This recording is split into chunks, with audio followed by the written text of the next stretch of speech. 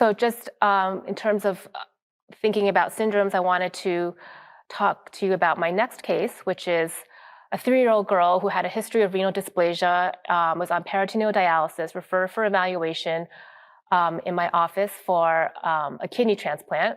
She received a kidney transplant after 1.5 years on peritoneal dialysis.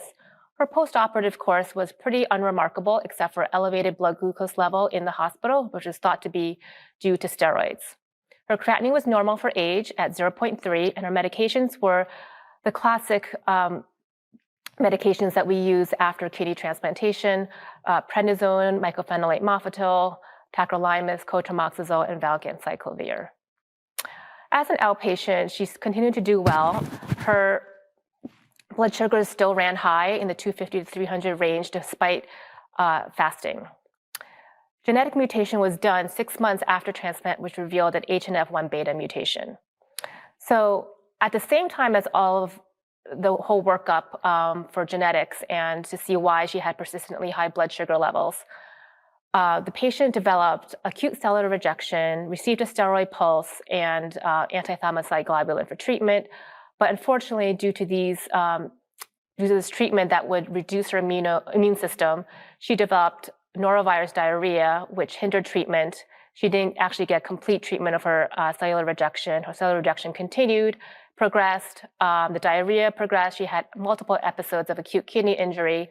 We ended up decreasing her immunosuppression, her mycophenolate mofetil, and she eventually developed cellular rejection and aggressive antibody-mediated rejection in addition.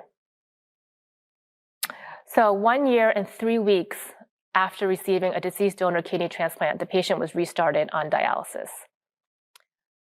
So this case just illustrates that the parents were quite